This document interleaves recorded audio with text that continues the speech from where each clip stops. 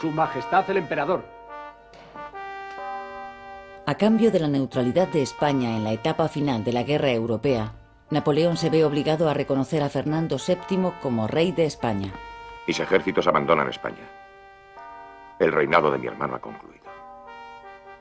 Comienza el tuyo.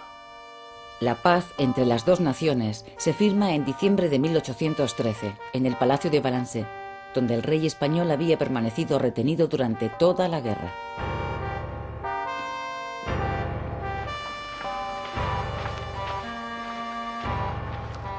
Detrás de las tropas de Napoleón, parten hacia Francia, al exilio, 12.000 españoles. Son los afrancesados. Este es el primer gran exilio de españoles que abandonan el país huyendo de otros españoles.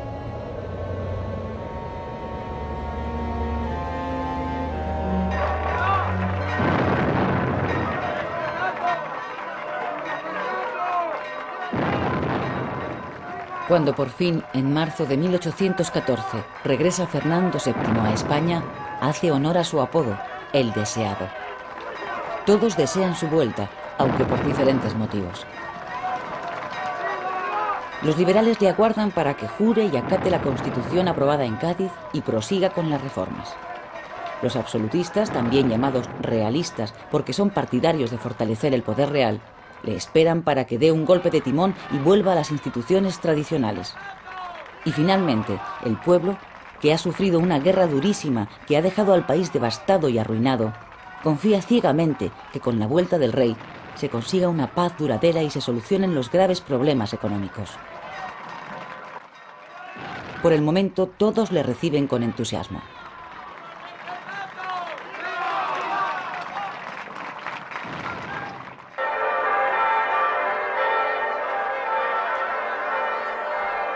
Después de haber recorrido media España en olor de multitudes, el 13 de mayo de 1814, Fernando VII hace su entrada triunfal en Madrid y la hace de nuevo como rey absoluto de todos los españoles.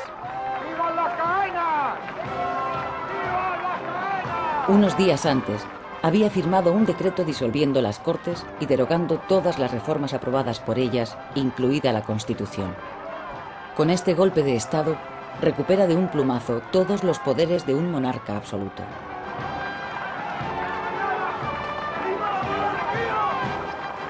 Antes de tomar esa decisión y de enfrentarse a las Cortes y a la regencia que ostentaba el poder ejecutivo hasta que el monarca jurara la Constitución, Fernando VII estuvo midiendo sus fuerzas. Durante su estancia en Valencia, había recibido el respaldo casi total del ejército tradicional y el apoyo incondicional de un grupo de diputados absolutistas que representaban a un tercio de las Cortes. Sabía también que contaba con el apoyo de la Iglesia y con la simpatía del pueblo, que no había dejado de aclamarle desde su vuelta a España. Tanto que en muchos lugares la gente desenganchaba los caballos de su carroza y tiraba de ella con sus propias manos. Eso sucede también en su entrada en Madrid. Los españoles dejan de ser ciudadanos y vuelven a ser súbditos. Dame tus papeles. Un libro de Voltaire, padre.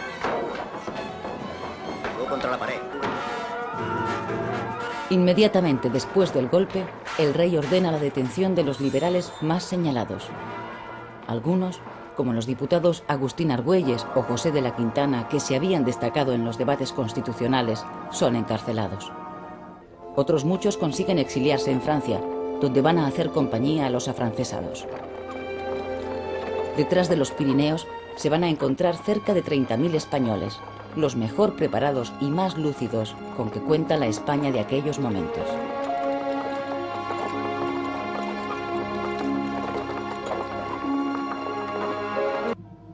¿Qué alegáis en vuestra defensa? La vuelta a la monarquía absoluta supone también el restablecimiento de las viejas instituciones, como la Inquisición. El propio Goya es investigado por el tribunal. El pintor, sospechoso de haber simpatizado con los franceses, continúa a duras penas siendo pintor de cámara del rey.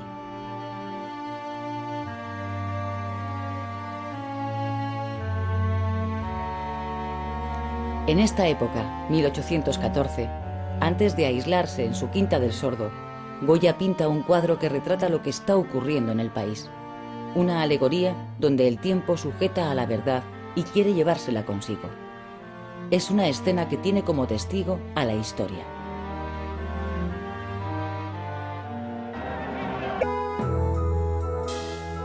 A pesar de la represión desatada por Fernando VII contra los liberales, una minoría urbana nutrida de intelectuales, comerciantes y una incipiente burguesía industrial continúa manteniendo vivo el espíritu liberal. La burguesía es consciente de que el gran mercado colonial lleva ya tiempo hundiéndose. Pretende reorientar su actividad hacia el mercado español y para eso necesita profundas reformas en el país. Unas reformas que solo los liberales podrían hacer. Descartes, Galileo, Voltaire, prohibidos en el país. Voltaire, porque ha contribuido al desarrollo del espíritu revolucionario en Francia, dice.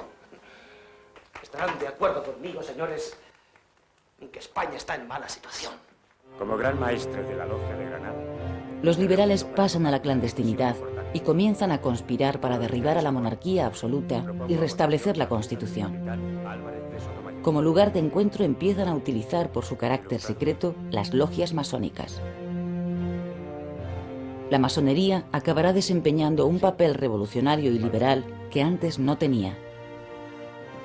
Sí. ¡Viva el rey! ¡Viva! ¡Muera el que así no lo sienta y lo sostenga! ¡Muera! España había salido de la guerra con un ejército desunido y sobredimensionado, especialmente en número de oficiales. Porque durante la contienda había surgido un ejército nuevo, el de la guerrilla, que al terminar la guerra se incorporó al tradicional. Con la restauración absolutista de Fernando VII, la división del ejército español se hace evidente. Por una parte está el ejército profesional que apoya al rey, por otra el guerrillero, que está contra el monarca. La reducción de oficiales que lleva a cabo la nueva administración absolutista afecta sobre todo a quienes proceden de la guerrilla y quienes se quedan en el ejército son relegados a puestos secundarios.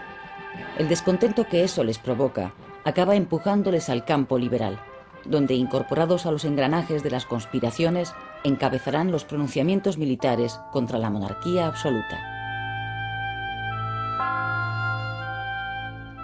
En 1814, en Pamplona, se produce el primer pronunciamiento contra el rey.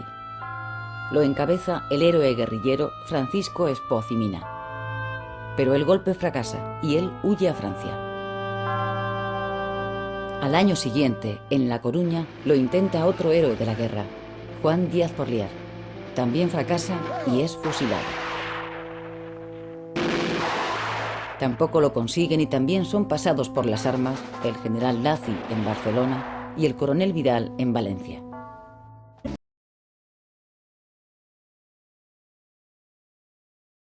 ¡Soldados!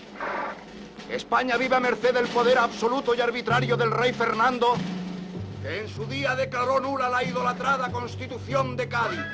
¡Soldados! ¡Gritad conmigo! ¡Viva la Constitución! ¡Viva! ¡Viva Riego!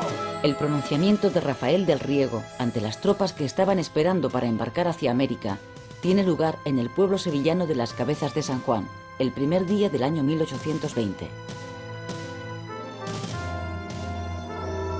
Cuando el golpe está a punto de fracasar, se suman a él un grupo de oficiales de La Coruña. A partir de aquí, se van sucediendo en cadena los levantamientos militares por todo el país, hasta empujar a Fernando VII a aceptar la Constitución de 1812 y a aplicar las reformas aprobadas por las Cortes de Cádiz. Marchemos y yo el primero por la senda constitucional, fueron textualmente sus palabras.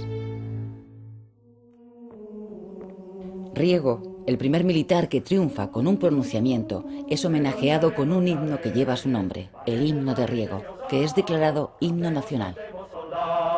El himno a la ley. Soldados, soldados, la patria nos llaman allí. Juremos por ella a vencer, a vencer, a vencer o a morir. 6 meses después del pronunciamiento de Riego, las Cortes se reabren solemnemente con la presencia del rey Fernando VII, que jura públicamente la Constitución. Tiene la palabra el general Riego. Que el rey no tiene prerrogativas, sino deberes. Y aunque todo cambio encuentra resistencias, las Cortes harán saber al mundo que el verdadero valor y grandeza de un monarca consiste en el exacto cumplimiento de sus leyes. Después de restablecer todas las leyes aprobadas por las anteriores Cortes, los diputados continúan legislando para conseguir la unidad político-administrativa del país. Además, se reforma la enseñanza y se crean nuevas universidades. Se amnistía a los afrancesados. Se crea la Milicia Nacional para defender el régimen liberal. Se impone la autoridad civil sobre la eclesiástica. Se suprimen las órdenes monacales, una parte de cuyas propiedades pasa al Estado. Como reacción a estas medidas, la Iglesia comienza a distanciarse del liberalismo.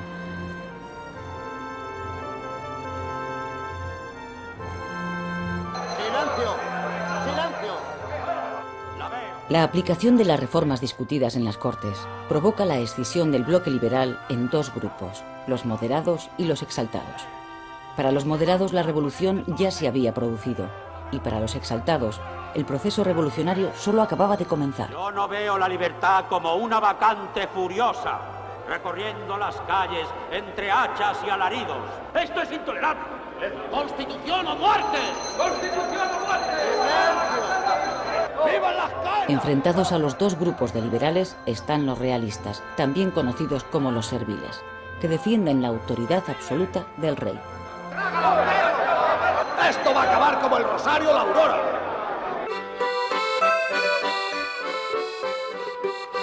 La euforia política que se vive en las Cortes se extiende hasta los cafés de las ciudades, donde los liberales radicales se reúnen en las sociedades patrióticas, cuya función es propagar el liberalismo entre el pueblo. Una canción, el Trágala, se hace popular y recoge el entusiasmo del momento. Que no quieres lo que queremos, la ley preciosa, pues también nuestro. Trágala, trágala, trágala, perro, trágala, trágala, trágala, perro. Que cante el Trágala. Ah. Muy bien. Que lo cante. ¡Que dé un viva a la Constitución! Claro que lo va a dar. Aquí hay motivos para convencerle. Vamos, señores. Dejen en paz a ese hombre, que no les hace ningún daño. Este hombre ni es un buen liberal, ni es un hombre de bien. Yo respondo por él. El final de la guerra no ha llevado, sin embargo, la paz definitiva a la España rural. Partidas de bandoleros, formadas por desertores o exguerrilleros, dificultan las comunicaciones de los pueblos y ciudades con sus continuos asaltos y robos. Háganme el favor de bajar, señores. De los casi 12 millones de españoles, más de la mitad trabajan y viven, malamente, de la agricultura. El campo, que había quedado arrasado por la guerra, padece más que las ciudades los efectos de la depresión económica que el país sufre desde el final de la contienda.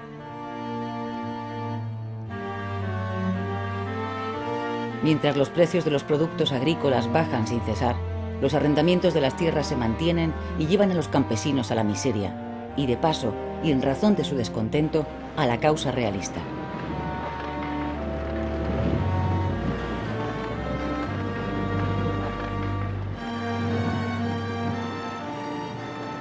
En zonas rurales del norte de Castilla, en Navarra y Cataluña, comienzan a formarse partidas de realistas, partidarios de la monarquía tradicional, que se alzan en armas contra el poder liberal. Se echan al monte y allí vuelven a fabricar artesanalmente la pólvora que necesitan para hacer estallar una nueva guerra civil. Utilizan tácticas de la guerrilla y en algunos casos las partidas están mandadas por antiguos guerrilleros, como el cura Merino. Cuentan además con el apoyo de la Iglesia, que definitivamente ha roto con los liberales. Esos son los discípulos de Lutero y Calvino. Esos son los traidores a la religión y a nuestro rey. Esos son los que han perseguido a los realistas, a los reales, sometiéndolos a trabajos en las cárceles y robándoles sus bienes. Esos son los que quieren trastornar el orden y vivir como bestias, ¡No dejéis uno vivo! ¡Degolladlos a todos!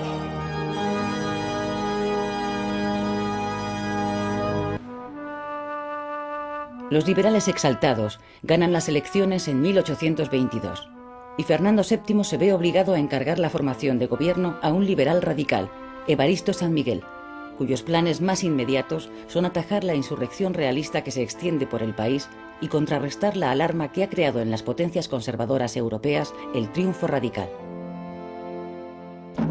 Un año más tarde, en 1823, España es de nuevo invadida por un ejército francés.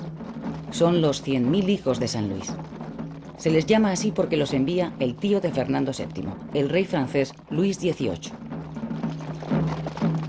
En realidad se trata de un ejército de ocupación enviado por las potencias conservadoras de Europa, agrupadas en la llamada Santa Alianza, para acabar con la monarquía liberal y restablecer en el trono a Fernando VII con todos sus poderes.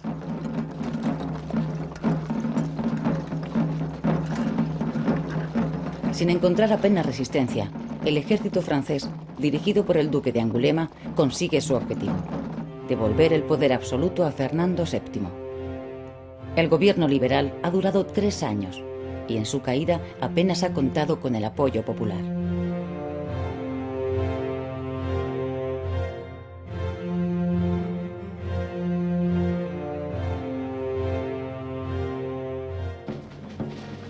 Considerando que el reo Rafael del Riego, que inició hace 3 años en Cabezas de San Juan el alzamiento contra su rey legítimo y en defensa de la llamada Constitución, ha incurrido en su calidad de diputado de las llamadas Cortes en horrorosos atentados contra la voluntad del rey Fernando, le condenamos a pena de muerte en horca infamante, hasta cuyo pie será arrastrado metido en un serón.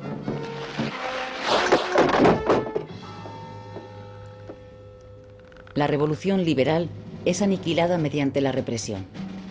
De nuevo, Fernando VII pone en marcha la persecución contra los liberales. Los más señalados, como Riego o el Empecinado, son ajusticiados. ¡Empecinado!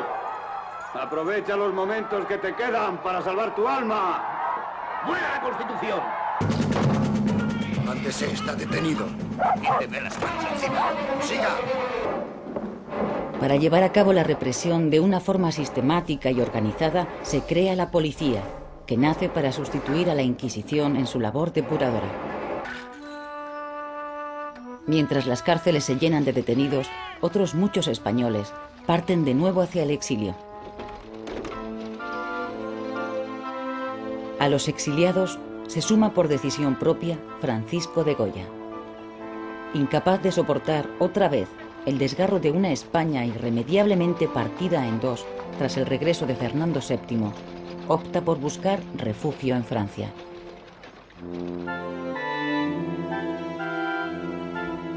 En las paredes de la que había sido su casa, queda como un presagio su visión del trágico destino de España.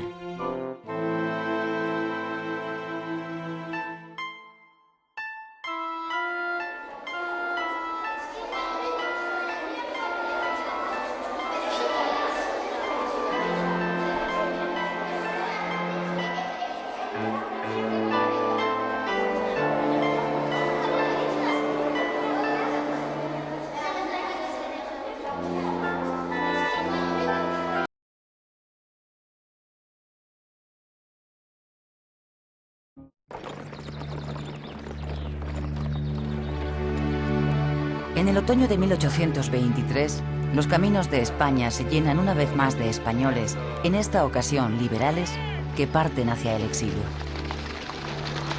Huyen de la represión que Fernando VII ha desatado tras recuperar todos los poderes del Estado, que 3 años atrás le habían sido arrebatados por la Revolución Liberal.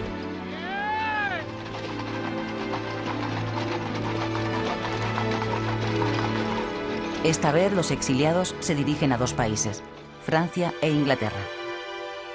Los que van a Francia optan por ciudades cercanas a España como Toulouse o Burdeos. Desde allí esperarán la ocasión para volver a su país.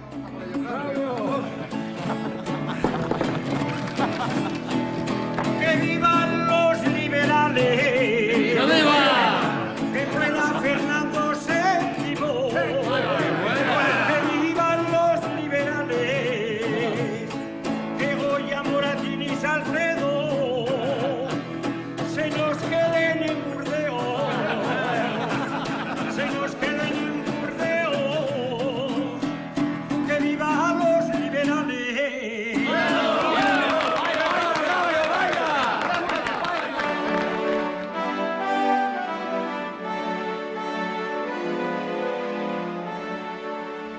A partir del 1 de octubre de 1823, Fernando VII continúa con su reinado, ahora como rey absoluto, con todos los poderes del Estado en sus manos.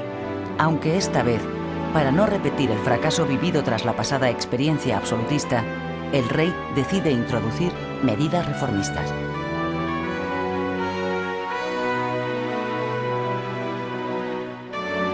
La más importante, y que perdura todavía hoy, es el establecimiento del Consejo de Ministros. El Consejo, formado por 6 ministerios, nace como un mero órgano de consulta del rey. Los ministros son los ejecutores de la política del gobierno, previa autorización del monarca.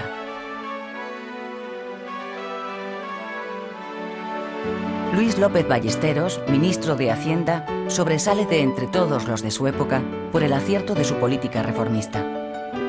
A lo largo de los 9 años que permanece al frente de ese ministerio, todo un récord para el siglo XIX, adopta importantes medidas liberalizadoras que logran reanimar la maltrecha economía nacional. La creación de la Bolsa o la aprobación del Código de Comercio, por ejemplo. Además, establece por primera vez en la historia de España la fijación de un presupuesto anual, una medida con la que intenta acabar con el eterno problema de la deuda.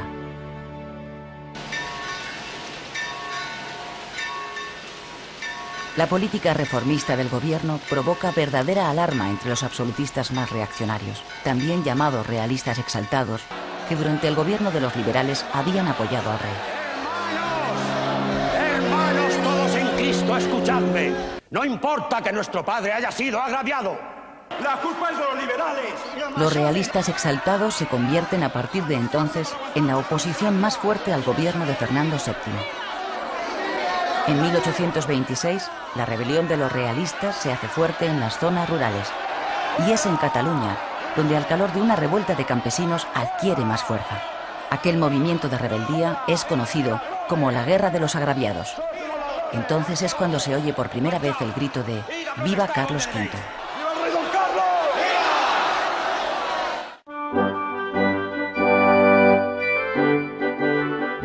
El llamado Rey Don Carlos es el infante Carlos María Isidro, hermano de Fernando VII, un hombre con fama de piadoso que es elegido por el movimiento ultra como su nuevo rey. El infante Don Carlos es, de hecho, el heredero del trono de su hermano Fernando, quien después de 3 matrimonios aún no tiene descendencia. La prematura muerte de la tercera esposa del rey, María Amalia de Sajonia, en la primavera de 1829, aumenta las posibilidades sucesorias del infante Don Carlos. Para desesperación de los realistas exaltados, 6 meses después de enviudar, Fernando VII, que tiene 45 años, vuelve a contraer matrimonio. Su cuarta esposa es su sobrina, María Cristina de Borbón, de 23 años. La boda tiene lugar en Aranjuez y es celebrada con festejos populares. A los 4 meses de la boda real y antes de anunciar oficialmente el embarazo de la reina, Fernando VII suprime en abril de 1830 la Ley Sálica, que desde el establecimiento de los Borbones en España impedía reinar a las mujeres. De esta forma, el monarca se asegura de que su próximo descendiente pueda reinar aunque sea mujer. Eso significa que su hermano Don Carlos queda excluido de la sucesión. Y así es, en efecto. En el mes de octubre de 1830 nace una niña, la infanta Isabel. Ella es la heredera.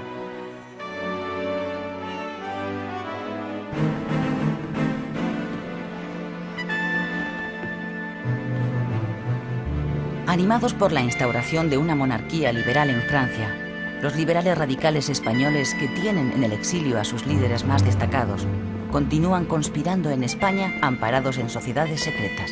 En las circunstancias en las que nos encontramos, solo la ruptura puede hoy salvar la nación.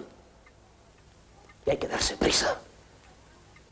Abrir las universidades, dar libertad a las publicaciones, ponerse a nivel de Europa. ¿Hasta cuándo vamos, señores los liberales, a aguantar este mal gobierno despótico y represivo? Todos los intentos que hacen los liberales radicales, tanto desde Francia como desde Gibraltar, por derribar por la fuerza el régimen absolutista, fracasan. Como consecuencia, muchos de ellos son detenidos y ejecutados. Eso no estaba en mi casa.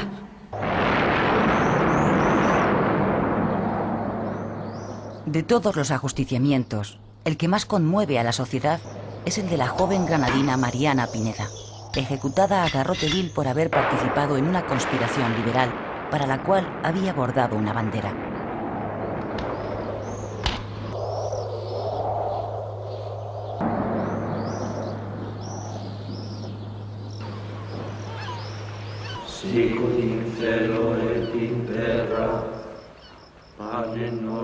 En diciembre de 1831, el general Torrijos y los 50 hombres que le siguieron en un pronunciamiento fracasado son fusilados.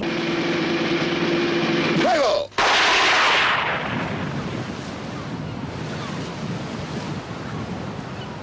Les pido un minuto de silencio en honor de los compañeros fusilados. El intento frustrado encabezado por el general Torrijos será el último que hagan los liberales por derribar a Fernando VII. A partir de entonces, intentarán buscar el pacto con la corona para lograr acceder al poder.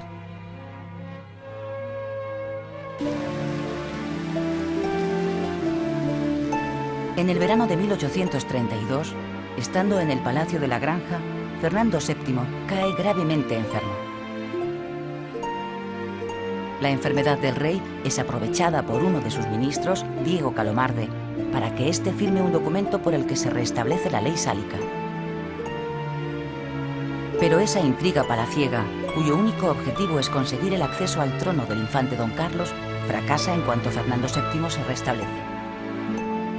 En vista de lo sucedido, el rey decide deshacerse de sus ministros más integristas y recurre a liberales moderados en una operación destinada a obtener su apoyo para asegurarse de que su hija Isabel le suceda en el trono. El nuevo gobierno, más reformista que el anterior, decreta una amplia amnistía para los liberales en el exilio y toma medidas contundentes contra los realistas. El infante don Carlos, el pretendiente, es expulsado de España. Además, y para asegurarse la sucesión de su hija, la infanta Isabel, que aún no ha cumplido los 3 años, el rey se las arregla para que jure como princesa de Asturias.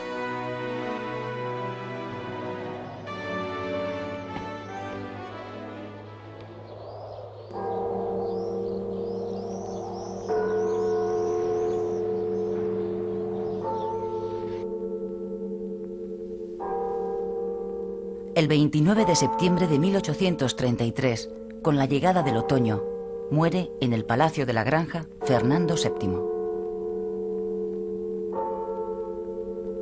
El que fue último monarca absolutista de España había iniciado su reinado en 1808 en vísperas de una guerra y lo termina dejando a la nación en puertas de otro enfrentamiento, pero esta vez entre españoles.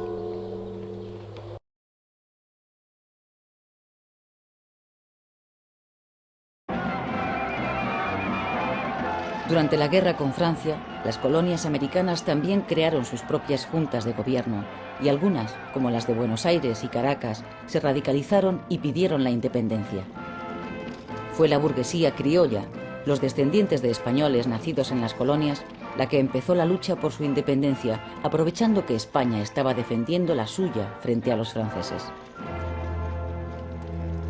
Buscaban, sobre todo, el poder político de los territorios, que estaba en manos de los peninsulares, y la libertad de comercio con otros países. ¡Viva la independencia! Un hacendado criollo, Simón Bolívar, que será después conocido por el Libertador, encabeza en Venezuela una sublevación que proclama la guerra a muerte a los españoles. Sus primeros éxitos incomodan tanto al Estado como a la burguesía española, que ven peligrar la fuente principal de sus ingresos.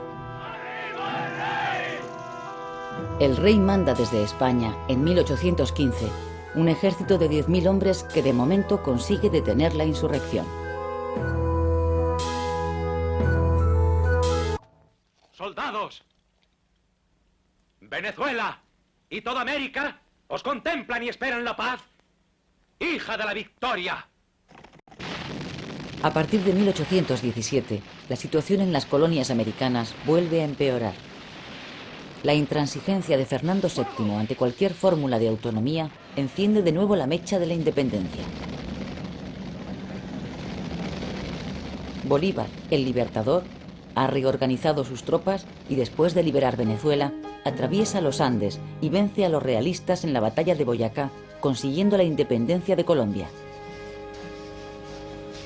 Simultáneamente, otro gran líder independentista, el argentino e hijo de españoles José San Martín, después de proclamar la independencia de Argentina, también ha cruzado los Andes y ha liberado Chile. Ya prácticamente solo queda por caer Perú, el gran centro del poder español en Sudamérica. En España se prepara un envío de tropas para hacer frente a los insurgentes.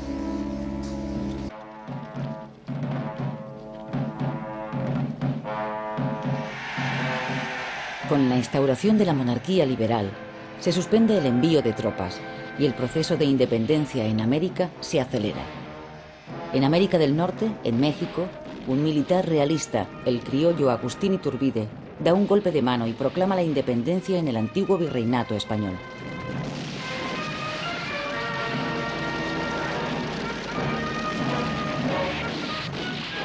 En América del Sur, la independencia se culmina en la decisiva batalla de Ayacucho, en Perú.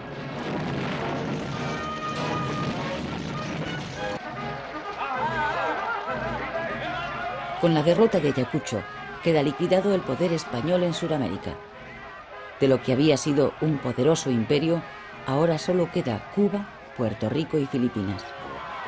España pasa a ser, definitivamente, una nación de segundo orden.